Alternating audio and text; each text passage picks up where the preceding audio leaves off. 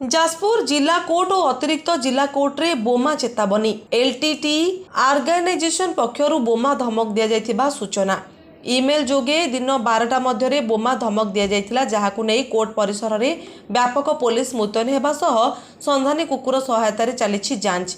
स्थानीय अंचल रे एक भयर वातावरण सृष्टि होईछि। जाजपुर अभिमन्यु मिश्रଙ୍କ रिपोर्ट लिव लाइफ ओडिया। गोटे आसला गोटे मेसेज आसला जे कोर्ट भितर बम प्लांट करा जायछि। एई खबर टी प्रचार हला फल रे जते एटी थिले सब वर्तमान माने आईनजीबी एवं मोहरीर एवं जुडिशियल ऑफिसर ये गोटे माने गोटे आतंक परिवेश आ भितर सृष्टि करछि।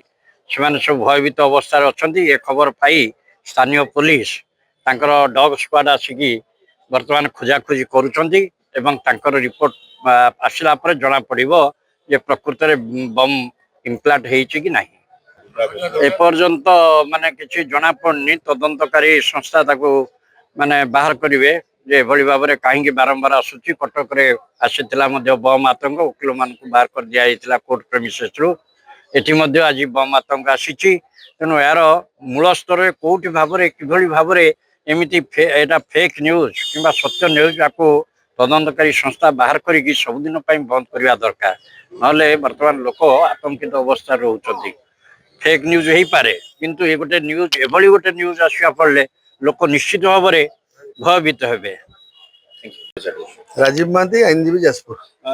निश्चित भाव में आम प्रथम या पूर्व गत मसरे भाया थर धमकपूर्ण आसाला कटक हाइकोर्ट में आम सब टीवी देखुलु आपण जरिए देखुलु।